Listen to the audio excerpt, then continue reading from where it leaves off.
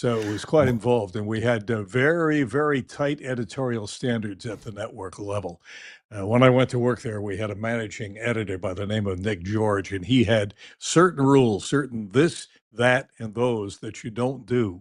You know, you don't call the Pope a pontiff. You don't call him on the air the Holy Father. He may be your Holy Father, but not someone Ah, else's. So yeah, yeah, yeah. the Pope is the Pope is the Pope. Use no multiple preceding adjectives like State Representative Republican Conservative John Mackey of yeah, get rid of all that crap. Excess language, excess verbiage, very tight rules. But yeah. So you mentioned the Pope several times, and I remembered a little social media thing that's been going around. There's this woman who's standing in front of a Popeyes restaurant, and she's from up north because she's just heard about Popeyes, hasn't been to one, and she's standing in front of him. She's so excited. She says, "I can't wait to go to Pope Yes." We have them out here in California, I can't wait to go to Pope Yes. Oh yeah. All right, let's see. Suncast. We'll get started here in just a moment. Suncast, are we rolling yet?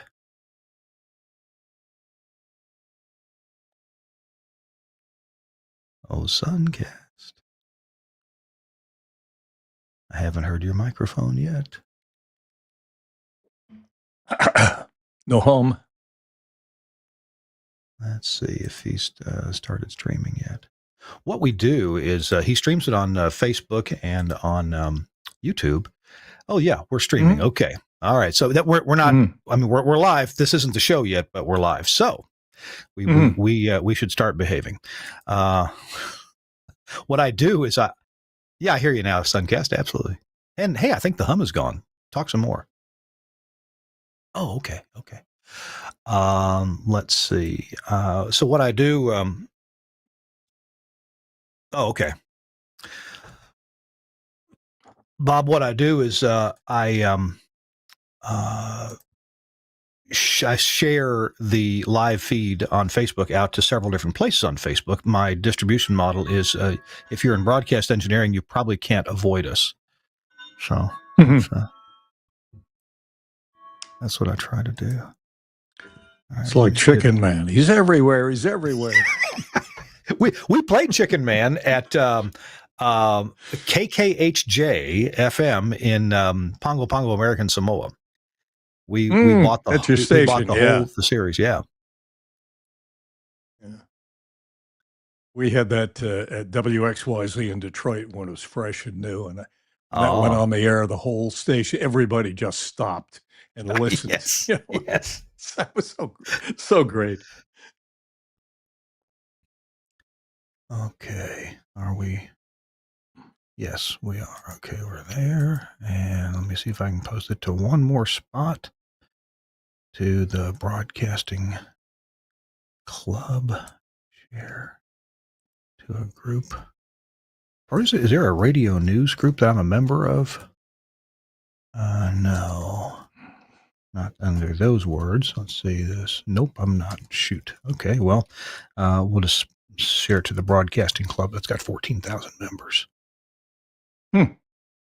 So, or thereabouts.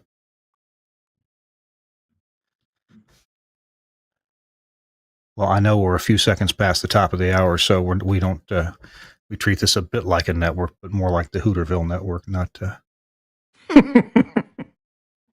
We're close to being on time. All right, Suncast, are you ready?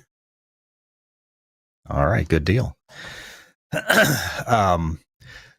Bob, we almost always go a few minutes over. Suncast has a hard out time of about 12 minutes after the next hour. So I definitely try to finish up by then, but I've sold so many commercials on the show that sometimes it's... You're the boss. Commercials first. It's challenging. All right, let me get back to my page. And okay, camera's on me. And so, hi everybody on the network. Glad you've been.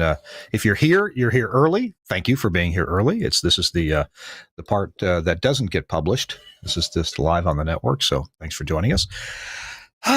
Let's see. What do I have in here? It's not alcohol. Oh, it's an energy drink. All right. Like I need that. Like I need an increased heart rate or yeah.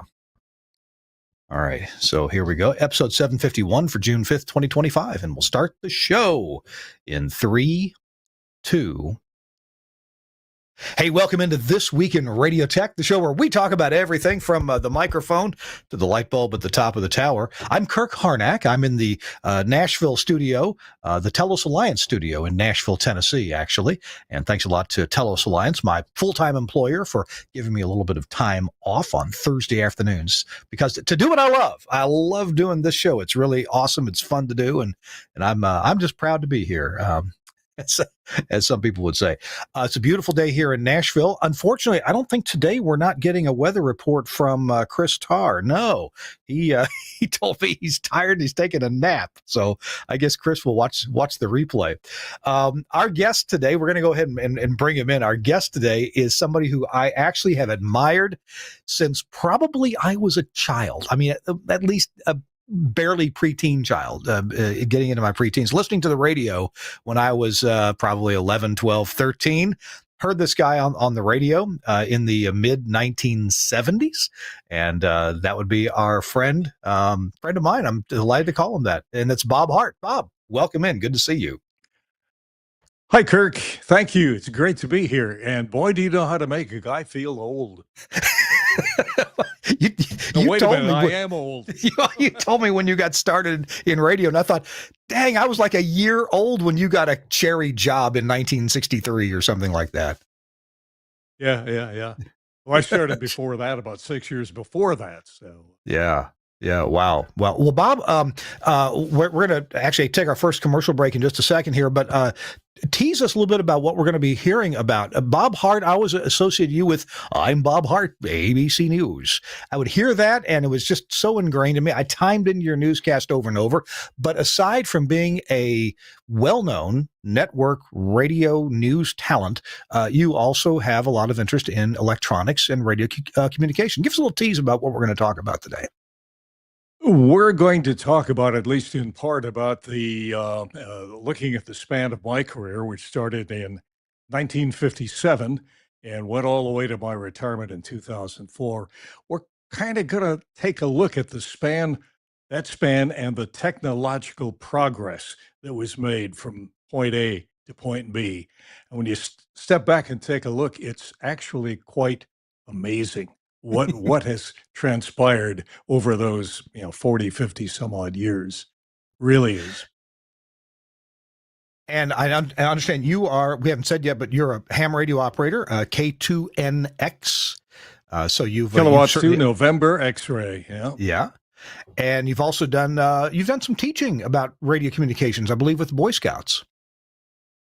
With the Boy Scouts, it was teaching to a degree, but for the most part, it was building for them at the Boy Scout camp at Camp Alpine, New Jersey, building a radio station for them, using equipment that had been discarded by a couple of major broadcasters in New York, including my employer, ABC, WINS, and WHN, consoles, microphones, tape recorders, you name it. We put it all together. This is back about in the late 90s, early 2000s at Camp Alpine, with a little Part 15 transmitter, which is all we had at the point. So we covered the parking lot at the headquarters, basically.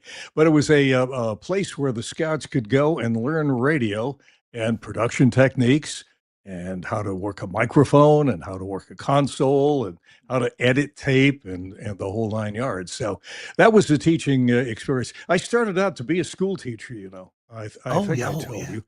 Yeah. Yeah, I worked small town radio station my entire from my junior in high school until I graduated Michigan State University, and I had came out of Michigan State with the idea of being a high school history teacher. I had my Michigan teaching certificate all set to go, and about a month before I graduated, I got a call from the news director at WXYZ in Detroit, Ed Hardy, with whom I had worked at this little station where I started. He'd gone on to Detroit. He said, Hart, I need you to do summer replacement work in my newsroom. You've got your history, social science background. You can write. and I need you to fill in for all of my regular staffers over the course of 11 weeks this summer as they go on vacation. They work every shift on the station and see whether you like it. And I said, okay, I'm going back for my master's in the fall. He said, yeah, this is a summer job, unions after a union scale. I said, you got it. So day after I graduated, I went to work at WXYZ in Detroit. That was the start of 40 plus years with ABC. And 9 weeks into that summer job, they came to me and said, we want you full time, Monday through Friday, morning news anchor and morning drive. And I said, okay, I've been going to school all my life. Let's take a 1 year sabbatical, go out in the real world and see if it bites. And I got out there and I started working full time in the business in Detroit, fifth largest market at that time. And I loved it, and I never looked back. Oh, I did go back and work on my master's, yeah, but career-wise, no. School teaching never happened other than my student teaching in college. Bob, I am adequately teased. My interest is piqued, and we're also going to hear about your WABC days, ABC radio days, and I want to hear a little bit about ham radio. We got to take our first quick break, though, and I want to tell you about my friend Ricky Lee at AIR, AIIR. Air.com. They are the purveyors of the fine Playout One automation system and a new streaming service. Let's check it out. Hey, it's Kirk Harnack, and I'm here with Ricky Lee, the CEO of AIR. Ricky, you guys make a fantastic automation system, but streaming is a really big deal. Tell me about streaming with AIR. It really is. We've got a beautiful streaming platform with an incredible dashboard with fantastic analytics. And you can buy it for just $20 a month. All you can eat. No limits on bandwidth or bit rates. And you can also record shows as well. So if you like to deliver on-demand content for $20 a month, you can stream and deliver that on-demand content to an RSS feed that can feed your radio player, your mobile apps, or a podcast that people can download and enjoy. Now, $20 a month, that must be for just some slow MP3, right? No, MP3, AAC, and we also now support HLS, which is big in the industry right now. Wow, that's pretty amazing. How do I start to explore or find out more about streaming through AIR? You go to air.com, AIIR.com/streaming. And from there, with a credit card, you can sign up and get started. Really cool. They have a lot of things that radio stations need, content management for your website, Playout One automation in different levels, up to a pro level. That's what we use at our radio stations. Check them out at AIIR.com. Thanks so much, Ricky Lee, Dave Brierly-Jones, and everyone else, David Smedley and others, for sponsoring This Week in Radio Tech. I'm Kirk Harnack. It is a beautiful Thursday here in Nashville, Tennessee, but I'm speaking with Bob Hart, familiar voice from ABC Network News, and we're going to go through I want to understand some behind the scenes goings on, what happens in newsrooms, maybe both from a performance point of view and from a technical point of view. So, Bob, welcome back. And you were just getting ready to tell us about some of your early work. You said you got hired at WXYZ in Detroit, right? Yeah, well, if you want me to do the Ted Baxter thing from Mary Tyler Moore, it all started at a 1,000-watt radio station in Jackson, Michigan. WKHM, right. Still on the we air. Might have a picture. Let's see if Suncast has some pictures for us to share. I think that first one. You do. It's Oh, that's it. All right. 16-year-old me, my first job on my birthday, August 30th, 1957. And that was our control room. And this is a look back into the technology at that time for small town radio. The console was an RCA-BC3C, mono, of course. In the background, you'll see a rack full of Magnacorders, the old Maggies with a super fast rewind that would slice your finger off if you weren't careful. And the mic was an EV 664, as I recall. The earphones were Cleveite brush. And, the strange thing, I was thinking a moment ago about this, back then, it's quite a contrast to the way it is nowadays. Back then, even small stations like WKHM had engineers on staff full time. Not only the chief engineer, we had three full-time, three and a half transmitter engineers. The studios were downtown. Transmitter was out at Williams Lake, but we were a kilowatt, and we had a 3-tower by day, 4-tower by night directional. And under the FCC rules at the time, any station that was directional had to have a first phone setting on it 24, as long as it was on the air. That's So out at right. that transmitter Yeah. site, we had engineers. We hardly ever saw them. They pretty much stayed out there in the weeds. And I used to hang out with them out there. That's where I learned a lot about broadcast electronics. But compare that to today, where if you're lucky, you have a contract engineer and nobody on staff full time. So that is a big difference. And Oh, in the studio, we didn't have engineers to run the board or do all that sort of thing. So that picture you saw me, I was doing everything. Down below me, we had a couple of Fairchild direct drive turntables for the records and the whole thing. yeah. And that picture was taken about 2 years before we actually got our first cartridge tape machines.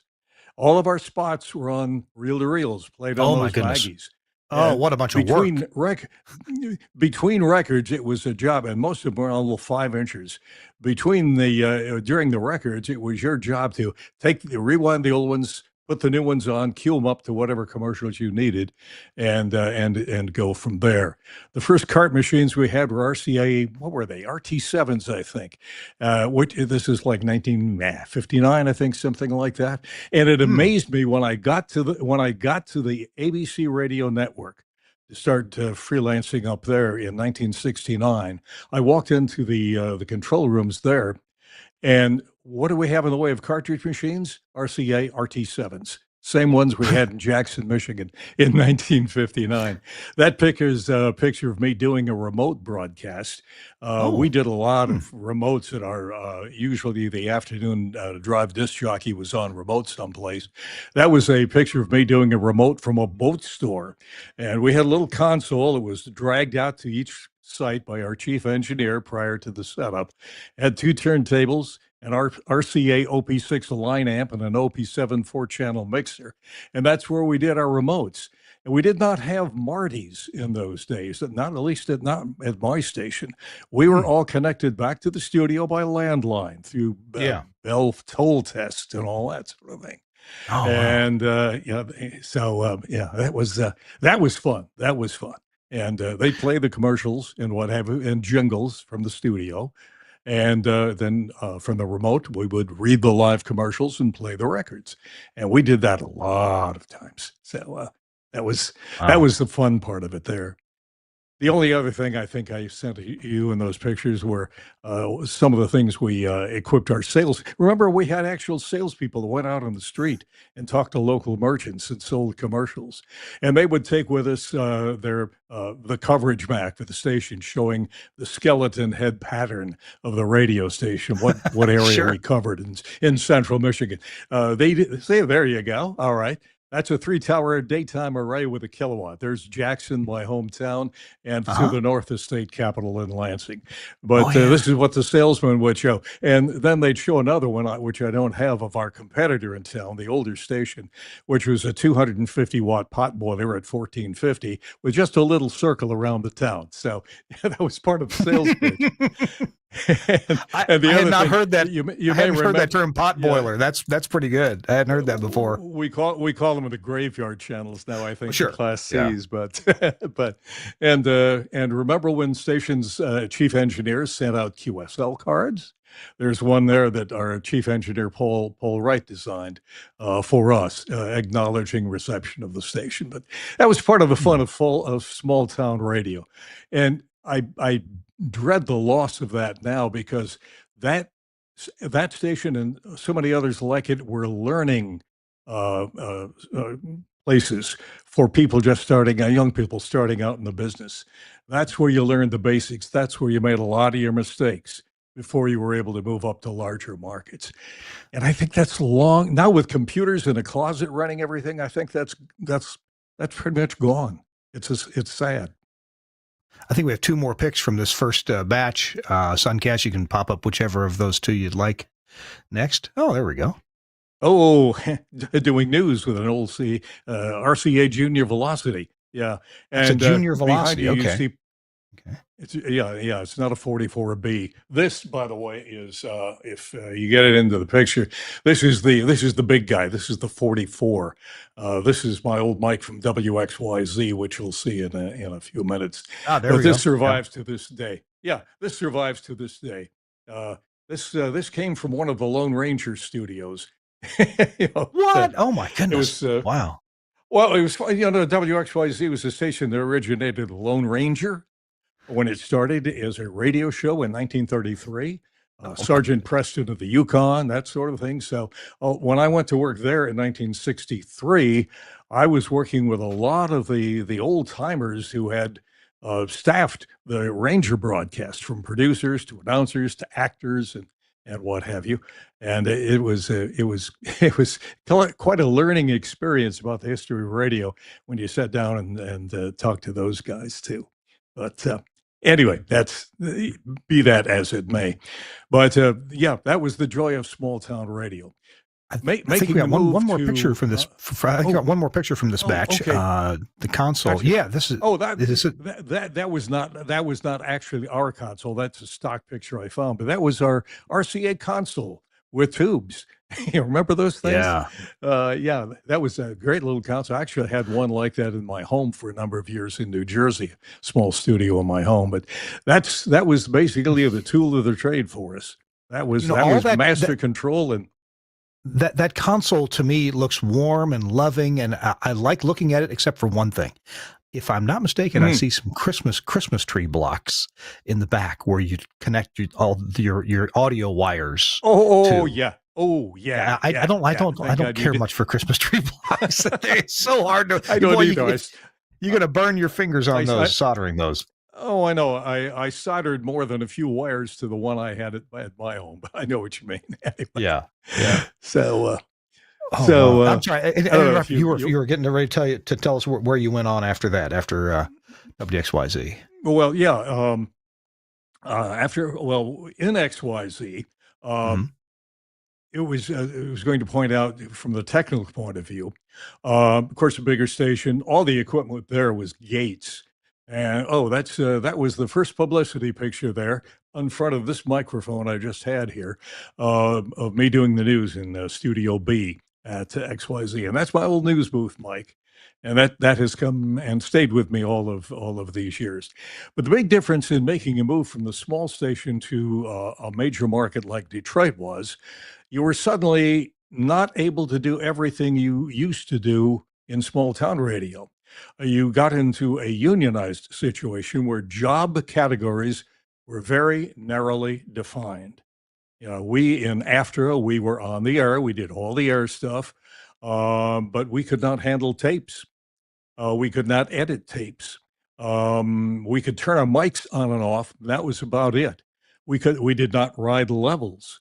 Levels were ridden by an IBEW engineer on the other side of the glass in master control. And so there was a learning curve of how to suddenly you have to work with maybe 2 or 3 other people to get something produced to go on the air. In the case of a newscast, it was working with the engineer who would intake a voicer over the phone or edit a tape that you brought in from the field. And then it was the playback of the newscast where you were in the booth reading the script. Your engineer outside would have the script and the cartridges or reel-to-reel tapes for news inserts and what have you, and the engineer out in the other room, riding a level on the whole shebang. So that's where you suddenly started to learn that you had to know the other guy's job as well as you did to make sure you knew what the limits were of your ability to produce and get something on the air in a timely fashion. And so some of the hoops you would love this. Some of the hoops we had to jump through. Overnight to WXYZ, we didn't staff the news department, right? Last newscaster went home at midnight. And before going home, he would put together a 5-minute newscast. The overnight disc jockey would come in, sit down, and read it. It would be read into a tape recorder. And then the last tape engineer before midnight would transcribe it onto an ET, an acetate disc, an electrical transcription. And overnight, we didn't have networks. So the only newscast starting at 12:55 in the overnight hours until 6 a.m. was that recorded newscast that was done maybe a quarter to midnight. And every hour, overnight disc jockey would put that. He was permitted to play, but he couldn't play back tapes. That's why it had to be put on the disc. He put the disc on the turntable, cue it up, play the newscast while he went out to take a leak or take a drink or whatever it had to be. So that's how we got around the union staffing, and we didn't have staff a second engineer overnight for that. Help too. Just before we take our next break, help me understand a bit of the feeling Yes. of working with union engineers. I've seen little documentaries about some of the talent on the air. Like you later on in the show, you may mention Cousin Brucey, but I've seen where the talent and the engineers really got a good jive and they really worked together. They got a good groove going and they knew they could depend on each other for just the right timing and all that. I'm sure but there's been other situations where it just really seems like a hindrance. And in my early year, like 25 years ago, when I first started working for Telos, I would take some audio processors around to demonstrate them. Well, I took them to a station that had a union engineering shop and I wasn't allowed to plug the stuff in to let the program director hear what our audio processors sound like. And we had to wait for the engineer to show up. Well, the engineer showed up and he said, yeah, you can plug it in as long as I stand here in the room. So I did all the work. The engineer stood there, because he had to be there. And I thought that, it kind of, it led, well, this is stupid taste in my mouth. So I got to believe there's obviously there was good aspects to that back when it was a thing at so many big city stations. I got the feeling it's less of a thing now. Tell me your own feeling about working in a union engineer environment. I will say this at the outset. I worked with some of the best engineers in the world who were union members, both IBEW and NABET. And as you point out, to work with them productively, it had to be a symbiotic relationship. The engineer had to be pretty much committed to getting out a decent product as I was committed to producing one. And when those two factors gelled, it was like magic. It took a lot. I didn't have to do all this, cut and tape and dub and what have you. I mean, I could concentrate on writing my script. That was wonderful. Every now and then, I'm sorry to say, you would get an individual who wasn't really interested, frankly didn't give a damn, or maybe half gave a damn, but had his nose in the contract book trying to figure out what he didn't have to do. Those were few and far between. I'm happy to say there were a few. I remember Don Imus. Did you remember Don Imus at WNBC? He came up with one day on there, and he was having a match with one of his NABET engineers, and he said on the radio, he said, I finally found out what NABET stands for no ability, but extremely temperamental. I would never go that's unfair. Totally. But, he obviously had his problems. But the symbiotic relationship between union engineer and talent is exemplified best by Dan Ingram, our afternoon disc jockey at WABC, top-rated guy in New York. We at WABC did not have a glass wall between the disc jockey and the engineer. They took that out. They sat on opposite sides of the console, engineer on one side, jock on the other, nothing between them. The disc jockey had a couple of racks full of cartridges with music behind him. The engineer behind him had the rack full of commercials and 6 cart machines to play. And when the microphone was on for the talent, there were 2 speakers, one behind the jock, one behind the engineer. When the mic went on, the only speaker that muted was the one behind the jock, so you wouldn't get feedback. The one behind the engineer stayed on. So the talent, the disc jockey, could take the earphones off and hear himself in the mix and the whole thing without wearing engineer. But it was passing cartridge tapes back and forth, giving instructions one-on-one without having to use an intercom or having a wall between you. And that you got the right engineers in there with a talent. It was magical. It really was. It really was. All right. Well, good to hear that. We're talking to Bob Hart. Bob Hart, you may remember, as I do, for many years on ABC Radio News. I timed my hourly music into Bob Hart or whomever was anchoring ABC Radio News at that hour many, many times, and certainly enjoyed that. And then Bob and I got acquainted over a project for the Boy Scouts. And Bob contacted me for something or other. Something to do with an audio console. Maybe Bob will remember that story. Our show this week in Radio Tech is brought to you in part by Broadcast Bionics. I want to tell you about the virtual rack from Broadcast Bionics. Imagine deploying your entire broadcast infrastructure with just a few clicks, literally just a few clicks. No Linux expertise for, containerized software. None of that's required. Introducing Virtual Rack from Broadcast Bionics. It's the really revolutionary solution that simplifies containerized application deployment while ensuring top-tier reliability and resilience. Virtual Rack combines a purpose-built appliance. So that's a server that's purpose-built to do this. Intuitive management software is in there and a comprehensive application library. You can select your desired applications from different manufacturers, including Telos Alliance, my employer. You can input your license codes that you get from the respective manufacturers and assign an IP address. And hey, you're operational, eliminating complex installations and a lot of technical jargon. But simplicity doesn't compromise reliability. Virtual Rack offers built-in backup and failover capabilities if you just get two units. They talk to each other. You can configure multiple appliances for seamless failover if the primary system encounters an issue. And the backup activates automatically within seconds, ensuring uninterrupted broadcasting. So whether you're a seasoned engineer or you're new to broadcasting, Virtual Rack empowers you to deploy containerized applications effortlessly. Experience the future of broadcasting, because containerized software is really out there. A lot of big broadcasting companies are using it, and even smaller ones, well, like some of mine, are using containerized software for broadcasting. But Virtual Rack makes it easy. You don't have to be a Linux expert to make this work. You can discover more at bionics.co.uk.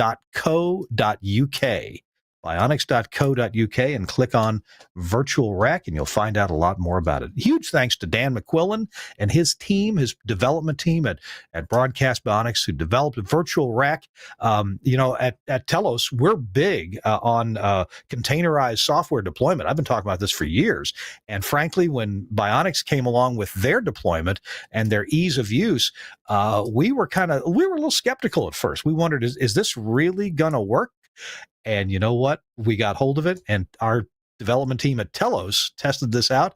Love it. They say this is amazingly comprehensive and incredibly easy. Check it out. Get a demo. There's videos on the website at bionics.co.uk. Thanks so much, Dan McQuillan and Broadcast Bionics, for sponsoring This Week in Radio Tech. I'm Kirk Harnack. It's TWiRT, episode 751, and I'm delighted that our guest today is Bob Hart. You probably remember his voice from ABC Radio News if you've been in radio any time at all. And I think a lot of the audience is probably around my age, some younger, some older. I'm 63 now, and man, I sure remember hearing Bob Hart on the radio. Hey, Bob, as long as we're talking about ABC Radio News, before we delve into the next area of your career, remind me of a few other names that you worked with that I would have heard on the ABC News Radio Network. All right. Well, if you were hearing me back then, your station was probably affiliated with the American Contemporary Radio Network, the newscast. Exactly. Newscast came down the pike at 55. That all started in the fall of 67 when ABC discovered a way to have more than one radio network without violating the FCC rules about multiple networks. And we split into 4 networks. And I was on, and the original ABC network was always at 55. Contemporary took 55. Top of the hour was the information network. That was designed for information-oriented stations. The FM network at 15 after the hour for beautiful music stations, right? Bottom of the hour, the entertainment network, which specialized in programs like the Don McNeil Breakfast Club. Paul Harvey was on the E-net, and then the Contemporary at 55. You would have heard on my network, the C network, Joe Templeton in the morning, That's Don right. Yes. Gardner in the morning, right? Okay. Don Gardner in the morning, Keith Berman, Marty. Yep. What's Marty's name? I'm pulling a senior moment here, but people of that, Bruce Brown, Warren Dean. Later on, Mary Margaret Myers, Oh, Lyda yes. Absolutely. Snow, Yeah. Yeah. people like that. And oh yeah, and on the top of the hour, the Information Network, the official Sirius network, people like Bob Walker, who was our longtime space coverage anchor, Yeah. and so on and so forth. But yeah, lots of names have passed by that. So, hey, I wanted to recall one other story. We were talking about relations between talent and union engineers. Funny story. Right after I went to WABC in 1968, a few weeks into my tenure there, Win Lloyd, our chief engineer, who was such a great guy, loved him. We used to have long talks about pulse duration modulation and all sorts of things about the time we put in our first big Gates transmitter. Anyway, when I was walking by his office one day, he said, "Bob, come in. I need to share something with you." And he said, "This engineer, who shall remain nameless, filed a grievance against you. It was the first one I ever had filed against me at WABC, and one of the only ones, I'm proud to say." But he said, "I want you to read this." And he said he filed a grievance against you for carrying your own personal set of Clevite brush headphones into his big studio where you had to do some voice track recording. And of course, I always carried them in, let him plug them in, of course. That's. I said, what was that? What was the nature of the grievance? He said, "I'll read it to you." And this particular engineer was a guy from Germany, very strict and very precise. And the grievance read, "Illegal interoffice transportation of dual piezoelectric transducers, earphones." Oh, gosh. I was on the floor. When the chief was on the floor, he said, "Bob, don't worry about it."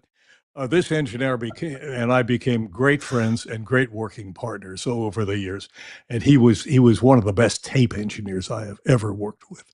But that's an example of how what you might think was a bad start turned into something really great. So, Oh, good. anyway, Good. Wow. carry on. I wonder how that bee got in his bonnet over that. What was that about? Wow. I know he was very strict about what you could do. We had to handle all the equipment, that sort of thing. We have. Anyway. Would you like to go ahead and start in on our third batch of pictures? I think Sure. Timing wise, Yeah, we're on track for that. We know not the order, so this is where Bob's spontaneity will shine through. So Suncast. Well, Suncast these are from the. Yeah. These are from the WABC days. These were pictures I think were taken by one of our engineers, as a matter of fact, in 1972. That's Studio 8A, the main air studio at WABC. And I'm sitting in the disc jockey position. George Berger, with his yellow shirt back to me, is my engineer. You can see how he was on one side of the console. I was on the other, no glass between us. Each of us had big clocks. That was the engineer's clock. The clock the disc jockey faced, you're going to see in a few minutes, which had all the markings on for the formatics of the station at that point. But that was about a minute before airtime with the big newscast I did every night. And in 1969 through about 74, we still did a 10-minute newscast every night on a top 40 rock and roll radio station. 5 minutes of network news prior to that. 6 o'clock to 6:10 was my 6 o'clock report. And then I did a quick change of chairs, that chair where I was sitting with Howard Cosell. He'd slip in and do Howard Cosell from 6:10 to 6:15, and then Cousin Brucey would slip in and take off at 6:15. So that was the studio. And that, what you're seeing, is the WABC music clock, indicating when certain things had to be done. I won't even attempt to explain that because I forgot what the markings remember. The jocks would, of course. But anyway, that was how it was in the dear old Studio 6A. And I forgot the other pictures we have, probably just studio pics of me. Unfortunately, oh yeah, that was in one of our other studios. That was the auxiliary studio, 8B, Hmm. right next door. And as we downsized that 6 o'clock into a 5 minute report, I made the move into 8B next door for the newscast to give the disc jockeys a little more setup time in the big studio. But that Look at the all height of of our that cart rack. That cart rack yeah. height. That's Oh, a yeah. big boy. That was there were two back behind me there. That one and another one off to the other side, and Wow. two of equal height behind the engineer with the commercials and all that sort of thing. Mm. And in the air studio, I think two or three behind the jock and two behind the engineer. So yeah, everything was on cart. Everything was on cart, and we had one engineer there who specialized in dubbing everything to cart and cart control, quality control. The top of the console you're seeing there is a custom-made Gates console. Gates, when I first got there, had custom-made all of the consoles that we had, except in some of the back studios, they were stock Gates. But the WABC Air consoles were all custom-made by Gates. Later, we upgraded to some custom-made consoles by a British firm called Rupert Neve. Those were amazing. Boy, why I would have loved to operate one of those, but I couldn't, obviously. But they were really sophisticated and designed for stereo too. I know for a short while we were experimenting with Con AM stereo. Nobody knew about it, but we were on the air Right. with it for a while. So WABC AM was actually an AM Con AM stereo for a short while. But, I remember so, Leonard Kahn anyway. and his AM stereo. Sure. And you Oh, wait, yeah. Yeah. I'm amazed you actually had Neve consoles at WABC. Mhm. Wow. Oh, yeah. Those, I mean, usually you think of They- Neve as strictly recording consoles, not broadcast consoles. Unfortunately, I don't have a picture of one. I'll try to scare one up for you someday. But no, WABC was that station was a moneymaker. Oh, The yeah. license for WABC was a license to print money. This is before FM, knocked us off the map in the late 70s. But that station was a moneymaker. I mean, our salespeople, bless them, didn't have to go out and make calls. They sit there and answer the phone, and take orders over the phone that way. And they're going to. I will give this to ABC, and this was ABC under the original owners, ABC, Paramount, Leonard Goldenson, and all before Cap Cities took us over. They spared no expense with the equipment in there. The compressor that gave WABC its distinct sound was a Teletronics LA. What was that? LA2, I think, something like that. Sure. It was. Mhm. Yeah, you remember those? They're still made. They're still made. And actually, I've got a friend right here in Nashville who rebuilds them, and the rebuilt ones he can literally sell them for $15,000 plus each.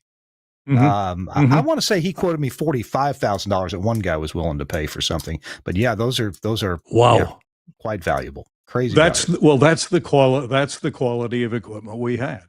And Lodi, our transmitter site, was no slouch either. When I went there, we were using a General Electric BTA 50A, I think was the transmitter, our main 50 kilowatt transmitter. It was not stock. It had been rebuilt by Fred Zellner, the engineering genius for the ABC owned and operated radio stations.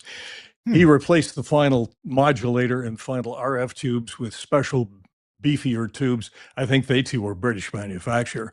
And instead of a modulation transformer for a 50 kilowatt station, our modulation transformer was rated for double that, for 100 kilowatt, just to give us extra headroom and the whole thing. Yeah. It's that kind of, and one of our engineers, by the way, our transmitter engineers, the late Wayne Ely, he was one of Les Paul's engineers. Les Paul lived only a few miles from our transmitter in Lodi. So Wayne would get in after sun off, on a Sunday night, or doing tone runs and what have you, and he'd have Les Paul over at Les's house with a wideband receiver and running a frequency response curve to make sure we were flat up to 15 kilohertz. And yeah, we were flat to 15 on AM. So wouldn't that be great if it was still that way? That NRSC curve. Oh God, yeah, screwed everything. Well, and overpacking the dial screwed things up too. Yeah. Oh, wow. Totally. we've got a couple plus the more noise pictures. level factor these days. Yeah, the noise level. Yeah, we got a couple more They, pictures in this batch. I think if I'm wrong, Suncast, let me know. But I thought there was another couple. Yeah, there we go. Oh What's yeah, this one? oh yeah. That was the fellow in the picture with me is John Maher, Jack Maher, W2EHD. We were news competitors in Detroit. We worked for competing stations, but we ran into each other on the street, became friends, and after I got to New York, my boss said, "Hey, Hart, I need another." This was the point where we were converting from staff announcers reading the newscast that writers wrote to what were called in union terminology, reader writers. I was the first reader writer. I wrote my own newscast and then read them. And Jack was the second. And the boss says, he says, Hart, I need another one of you for the morning drive. Do you know what I mean? I said, well, look at WKNR in Detroit, Jack Maher, John Maher. His delivery is flawless. He's a great guy. 3 months later, Jack was in New York doing morning drive. I was doing afternoon. We lived about 5 minutes from each other in northern New Jersey. Both hams, both big in our local ham club out there. But that was a picture from November of 1968, election night. We're in the big studio, which you really can't get a feel for there. But we were doing election returns, both of us, co-anchoring election returns. And you'll notice the Clevite brush still with me, single one for my headphones. So, but you'll notice the mics. This one is the I was going to ask you what kind of mic is that? Yeah. Those are Sennheisers. Oh. And I can't remember the model of it, but this was part of a big table we had where we did weekend news interviews with newsmakers, and we had like 4 of these Sennheisers hanging down over that table. But they were condenser mics, each of them. That mic with the round ball, it looks shiny, like it would look great on television. Right. Well, we weren't television folks. I'm sorry. With the fifth dimensions. So I got to ask you a question about your choice of dress here. You're wearing a French cuff shirt with cufflinks. Now, was that just an election night thing, or was that a daily accoutrement for you? No. That was a daily thing for me. Even in Detroit, I'd wear a shirt and tie to work every day. Okay. Take off the jacket. Did that in New York too, but we would all wear jackets and ties. Most of us to work. Yeah, it was a routine thing. And when I got to the network, it was mandatory. Tom O'Brien, we called him the Great Pumpkin. He was the news director, the VP of news for radio. He said, you correspondents, thou shalt wear coat and tie. I may have to send you out on a moment's notice to cover a story in the field, and I don't want you looking like something the dog dragged in. I want you to look stylish, right? So none of us worked in jackets, but we all wore a coat and tie to work. So if there I'm was not mistaken, no more that preceded Casual Fridays by quite a while. Suncast, was there one more picture to see? I thought there was a WA. Yeah, there we go. Oh, that's just another shot. By the way, and I forgot. I think the mic was an AKG that we went over to on the disc jockey position. But that little room you're looking in behind that was my news booth at WABC. It was set at a right angle to the disc jockey, right? So when I was doing the news, the disc jockey could do a right turn and look at me and make faces or moon me or whatever and break me up and what have you. Yeah. The engineer who's on the other side of the DJ console had a mirror up on the ceiling, and he could look in the mirror and see me in the news booth, and I could look in the mirror and see him at the controls. That's how we had to get around that little right angle thing. So one thing I noticed in the pictures we've seen, I don't really see much attention to acoustical treatment. Some of the mics you said may have been condenser mics, which may well have been kind of omnidirectional. I'm just wondering about the quality of the sound that came out. I mean, obviously, you and other people had really good pipes, good voices, but was there mic processing involved? What did you think about the sound at the time, and did you have any say-so in how any of that came off? Not really. No, we on the talent side had no say so. I mean, the program director, if he didn't like what he heard on the radio, could beef to the chief engineer about it. But the those were studios in the what was at the time the ABC corporate headquarters building at Hmm. 1330 Avenue of the Americas, right opposite the New Oh, York Hilton. And yeah. those studios, I don't know how they did it, but those walls were soundproofed. They were Yeah. acoustically designed walls in all those studios on the eighth floor. So we never had a problem with bad acoustics in those studios. Oh, And okay. All right. All right. no, there was Yeah. no individual mic processing. No, no, no. Everything went straight into the console out into that LA2A, and via microwave out to the transmitter. But the transmitter, I think they had a Gates peak limiter on it, but that was about it. Plus Right. a what was it? A reverb. We had reverb on that station all the Yes. time, Yes. and I believe it was a Hammond organ. It was a big box with coil spring, Hmm. and Hmm. it was put on the wall above one of the doors leading into the transmitter room, and Okay. that got our audio before it went to air. They said during newscasts, turn it off. We don't want the newscast bit long. No, I'm sorry. They left it on during newscasts. They took it off during the Sunday night public affairs program. Otherwise, it Ah, was on all the time. Yeah, yeah. yeah, Yeah. and we had one funny incident one day where Dan Ingram, the afternoon disc jockey, was ragging on Larry Mussman, our transmitter engineer. He says, Larry's out there cooking up stuff or something like that. And Larry went over and wham on the side of the reverb unit and whang, whang. Of course, Dan's listening off the air. So Did it you? was it was a good what a group of people it was. Really Sure. good. We enjoyed Uh, each other. We enjoyed each other. Back in those days, the plate reverb was also popular at some recording studios. I heard that some networks had that, Mhm. or some radio stations did. But then I heard of a New York radio station that used a little used stairwell, and they put a speaker at one end of the closed close the door stairwell, and a microphone at the other Mhm. end, and that was the reverb. Do you ever hear a story about that? I not that particular one. I heard another Hmm. story about, and this goes back into the days of network radio in the 40s with dramatic programs, that some of the Foley technicians, we call them sound effects men, if you will, Right. to get a Right. certain reverb for something, would go into the men's room and put a mic at one end and a speaker at the other, and Sure. use the echo from in the men's room. Yeah, so Yep. I Yep. did not hear the stairwell thing though. Well, and that's why singing But in the shower you sounds do so what you good. got to do. Yeah, that's right. Hey, we're gonna take a break here. I'm Kirk Harnack. Bob Hart of ABC Radio News fame is our guest, and we got another batch of pictures and more stories to tell, and we'll talk about some technical stuff about his interest in and experiences in ham radio. So that's coming up. Love talking about finding out what was going on in earlier days of broadcasting. Hey, this week in Radio Tech is brought to you in part by our friends at Angry Audio. The website is angryaudio.com. And I want to talk to you about the Guest Gizmo. Now, I've installed a few of these. It's been a while since I've talked about these. The Guest Gizmo. Okay, engineers, this device is going to make you look like a freaking genius. And here's one reason why. You see, it's a square box, and it's got a square bezel on the top.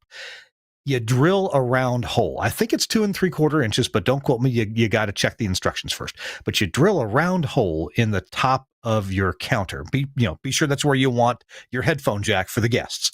And then you pop this thing into that round hole, and it looks like you've done a lot of work to make a square hole. It just covers that up. The corners cover perfectly. It includes the matte black screws that let you screw it right in there, and it's got a really effective, nice headphone amp built in. It also has Logic built in that you can connect to your console, and normally it would just be a mute button, but it can also function as an on-off cough button if you hook it up correctly to your audio console. So it's a multifunction kind of button there. I've installed these at our station, two groups of stations in Oxford, Mississippi, at our station The Buzz 94.7, and then at our cluster of stations on Maui. We just moved those about 6 months ago.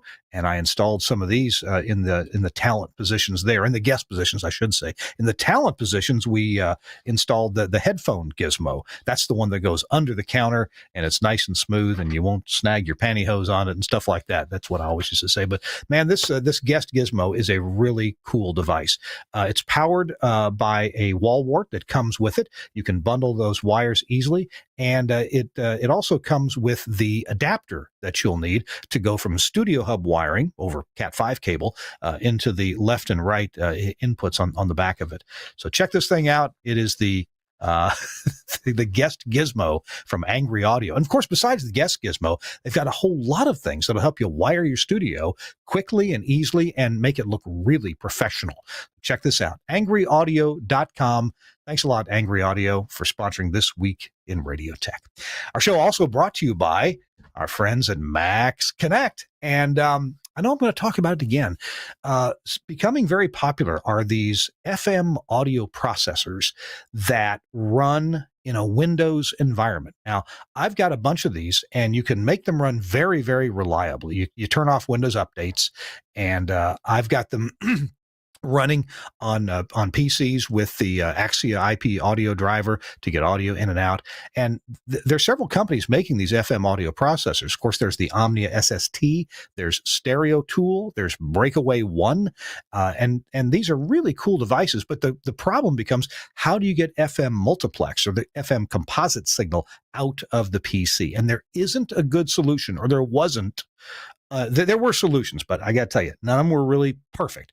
And your composite signal, if you understand the math involved and the physics involved, that signal is fragile. It needs to be perfect, and you need to keep it perfect.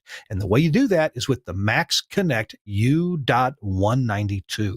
The U.192 is purposely designed and purpose-built to be a multiplex USB sound card.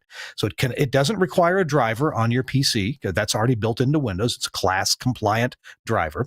And you plug it in, and you can use this box for your analog or your digital audio going into the computer, but you can, more importantly, you use it for the audio coming back out.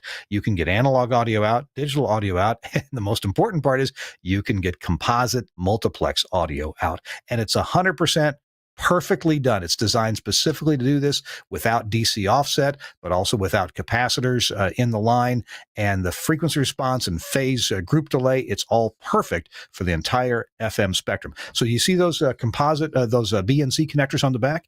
That's where you come out with your composite, and you go into your FM transmitter, your exciter, or if you're using a 950 megahertz composite STL, you just run that into your composite STL, and you've got a great connection. This box is what makes those PC-based FM audio processors really sing and really professional. Also, it's built by Angry Audio. So Max Connect and Angry Audio combined efforts to make this fantastic piece of pro broadcast gear. The Max Connect U192 from Max Connect. Check it out from any of your favorite broadcast dealers. I'm Kirk Harnack. It's This Week in Radio Tech, episode 751, and my guest is Bob Hart. You may have heard him over the years. If you're like me and you listen to ABC News on the radio a lot, you heard Bob quite frequently. And Bob, I think we have one more batch of pictures that we want to get to here in over the next 10 minutes or so. So let's we delve into them if we can. Oh, looking buff there. Gee, where's this? That's a studio shot. That's about the year before I retired. That was from 2003. I retired in 2004. But that was in one of our ABC studios. I forgot who shot that. I think somebody who had done an interview with me for something, but just a routine picture. And I forgot what else we have in those, but those were pictures from the network. Somewhere in there, you will find probably a publicity shot, my first network publicity shot, and I know I sent you the other day a picture of our first digital studio. Well, that was an air shot. You'll notice the mic in our New York studios toward the end. All the mics were Electro Voice RE20s. That's a far cry from the way it was when I started at the network freelancing there in '69. I was appalled to walk into the studio and sit down for my newscast in front of a, now this is a studio mic, an Electro Voice 635A. You're kidding Wow. me. Yeah. Yeah. network using an omnidirectional and a echoey studio, but that's the way it was. But eventually, as we had gone through rebuildings, we went over to the RE20s. That was, I think, taken on my last day there Oh, at the okay. information network station, where I would Hmm. write the newscast. My editor would be on the other side there. And yeah, I think that was that was probably my last day there in January of 2004. But Look at the equipment. interesting technology. Oh yeah, yeah. The equipment Interesting. that's to your right in the little blue Hmm. rack mount, the beige Hmm. colored equipment with some buttons. What would that be? It looks like intercom, but what would it That's a be? that's a line switcher. Oh, You'll see in a okay. picture from our new studio, we needed to switch a line to, and all sorts of things came in on various lines, and we needed to monitor a line. It was a thumb wheel switch, bing, bing, bing, Mhm. bing, and hit the take button, and it would come up on our monitor. Yeah, The other but thing that I notice. the yeah. So we had so much delay between us. The other thing I noticed, we in the rest of the country, we think of New York City as being the ultimate in broadcast studio quality and everything's done right. And I want to ask you about the fancy device that is lifting the CRT monitor up off the up off the desk. It looks like the New York City You Yellow know, Pages, but maybe it's just a stack of paper. no, I think it was the Manhattan Yellow Pages, actually. And Manhattan, yeah, yeah. The same damn thing is lifting my butt out of that chair. Those chairs were always a little low for me. So I used to sit, and oh God, I did this at WABC too. It was infamous. Bob's phone book. I'd sit on a phone book. I don't like to be down below where I'm working. Ah, So yeah, yeah, that yeah. was part of my equipment. But that Okay. monitor you see was part of our transition to the digital age in terms of writing and editing newscasts. It was a thing developed by Australian Broadcasting called Mm, DCART, Digital Cart. D-card, And in yes. that Okay. computer system, yeah, we could write our stories and edit our stories. The tape rooms behind me, they would edit their tape in it and put it into a file for playback in the studio. And you'll see a similar monitor hanging in the upcoming picture of the studio, another DCAR terminal, and my playback list for the newscast would come up on the screen there. So that was part of the DCART system. Transitioning from that to that was a bit of a chore for some of the older people on our staff who were uh, kind of reluctant to get away from the old Smith Corona typewriters or what have you, and Let's see what. it was kind of a a difficult transition for them, but they did it. But that was part of our digital transformation. By 1990, when we went combo at the network, by the way. Oh, did I tell you it used to take three to tango at the network to put a network Oh, newscast on the air? It used wow. to take the anchor correspondent on one side of the glass, and we did have glass. The other side was an NABET engineer and a WGA director. The they would both have copies of my script, and when I did the cue for a tape insert, the director would say, "Look at the script. Oh, that's his cue." He'd point to the engineer. The engineer would hit the button. Bang, bang, bang. It was usually done rather rapidly, thank God, but it took three to tango to get a newscast in the air. By 1990, the NABET contract had changed. The directors were gone, and we were Hmm. combo. But we were combo with cart machines, the ITC triple play machines. We had six of them Oh, in our yeah, air yeah. studio. And that picture there, much younger, still with hair, it's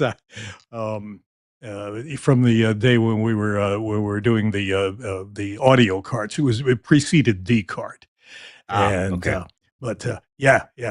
So, All right. but we eventually digitized. Now that when we redid the studios, and that was Mhm. the first iteration of the Air Studio at our location on West End Avenue.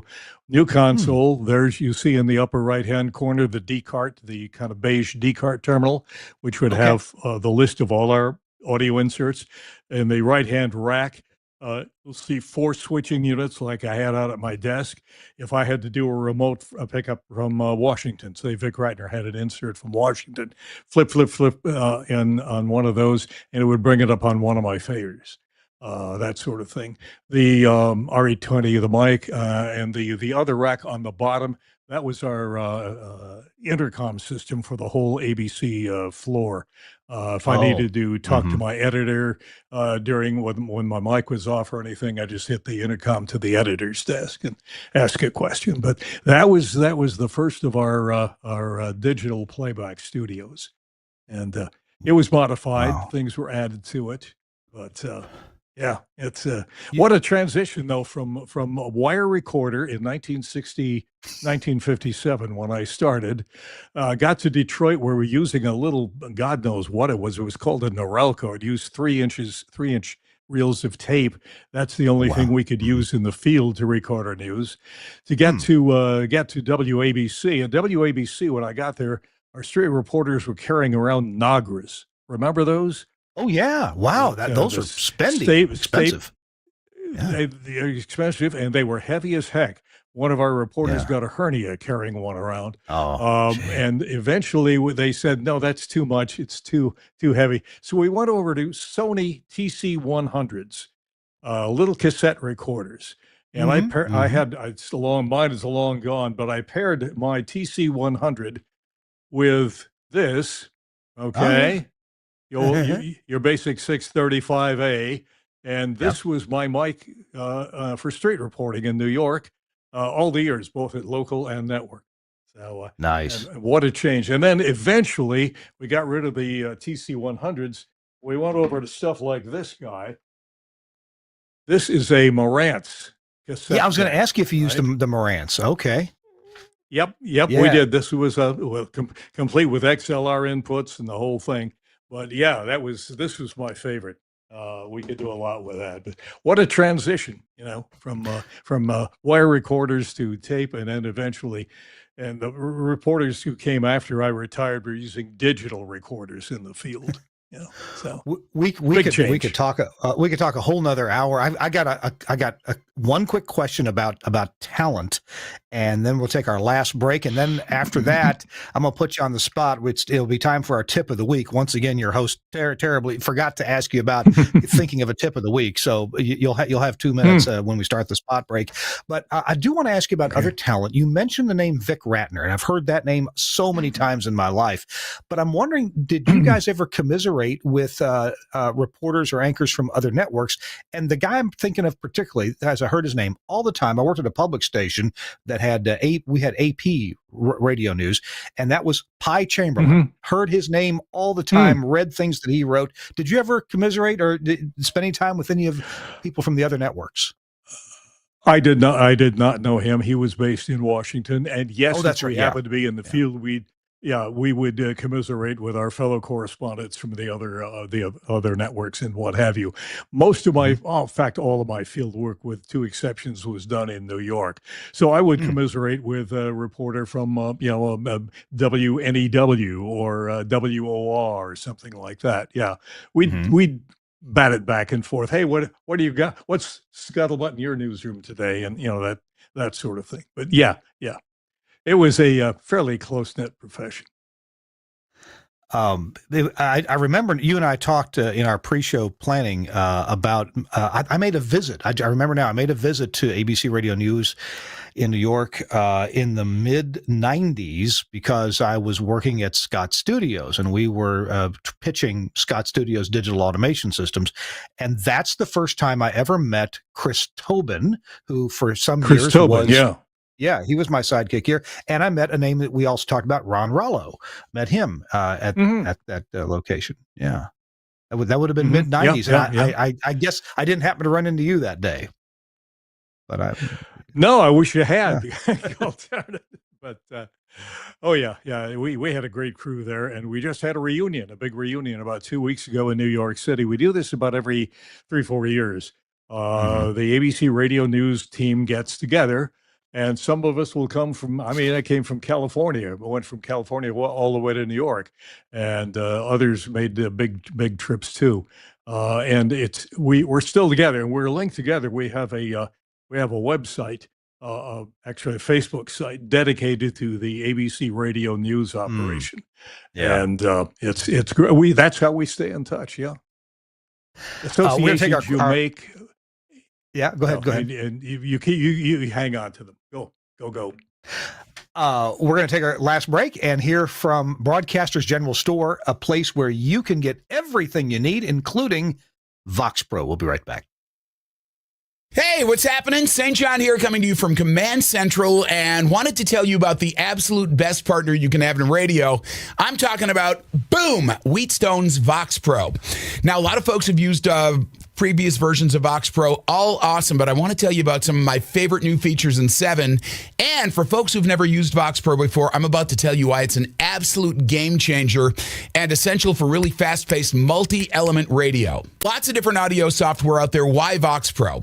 Because it was designed for radio. It's the only software designed to do what we needed to do, which is record, edit, playback in real time.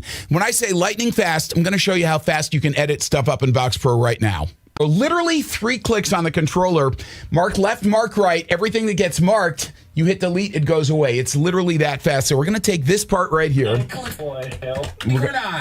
Boom. From caller 9 to him saying, I'm ready. 5, ready for that secret sound. Boom. All of that stuff, hit delete, it goes away. Here's your edit. You are tackling secret sound caller 9. I'm ready, St. John. So one of the best features of version 7, this is awesome. It's effects macros, and you can literally put a chain of effects together so that instead of having to normalize a phone bit and then use noise reduction on it and EQ it and all that, you can literally build a chain. One button, this one's called call right here. I just click that. All of those processes happen instantaneously. Literally saves 80% of your editing and cleanup time. Final thing that I love about Vox Pro, and there's so much more to get into, but one of my favorite things, you can load it on a laptop. I've literally done my show from a hotel room in Armenia to the conference room at, this was fun, jury duty. Great thing, no one could tell the difference. Vox Pro makes it totally easy. Telling you, if you're looking for the best on-air partner, call my friends at Wheatstone, ask them about Vox Pro, and you will be glad you did. And to order one and get your best price, call Broadcasters General Store. Their website is bgs.cc. But I did say call, didn't I? So that would be 352-622-7700. 352-622-7700. Put that in your Rolodex, put that in your phone, and give them a call whenever you need to for broadcast products, including Vox Pro. Thanks a lot, BGS, Broadcasters General Store, for sponsoring This Week in Radio Tech. It's Kirk Harnack here in our final few minutes with Bob Hart, ABC Radio News. And Bob, we literally have about 3 minutes at the most to leave our audience with some wisdom. And I'm sorry for the short notice, but I always forget every week. So you're getting treated like everybody else.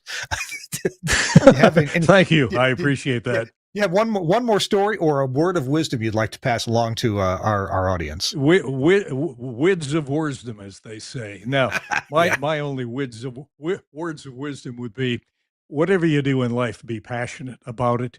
If you love it, be passionate about it.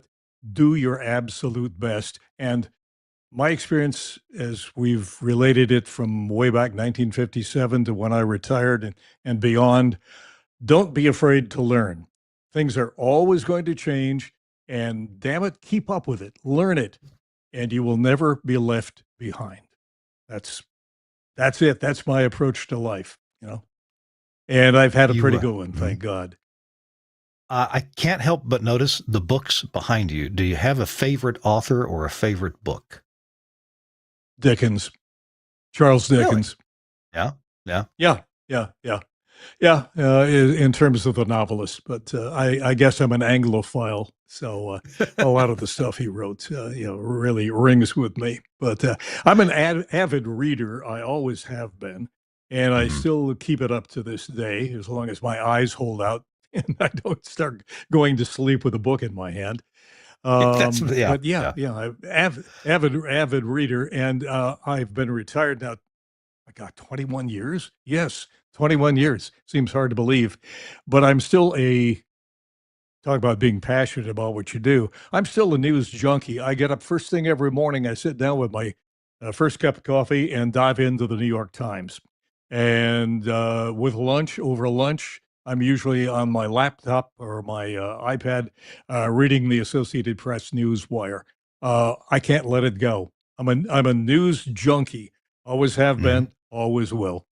So, and I'm also a tech junkie. From growing up, I started taking old radios apart, peering over the shoulder of our TV repairman as he was fixing our old 17-inch 1951 Spartan TV, and peering over the shoulder of our engineers at my hometown radio station, or the guys at the Lodi at WABC, and learning. And my inspiration for becoming a ham was the chief engineer at my first station, Paul Wright. W8RFZ now, and he kicked me in the butt and got me started on that road, and I'll always be grateful to him for that. I think you did a piece of troubleshooting and replacement that I never did, and that was something to do with a part in a television that's pretty much the most dangerous part back there on a CRT. What did you end up replacing? Was it a flyback? Oh, the flyback transformer. Yeah. Remember the old TV sets with 1B3 high voltage diode rectifiers and probably a 6BQ5 or 6 as the horizontal oscillator too.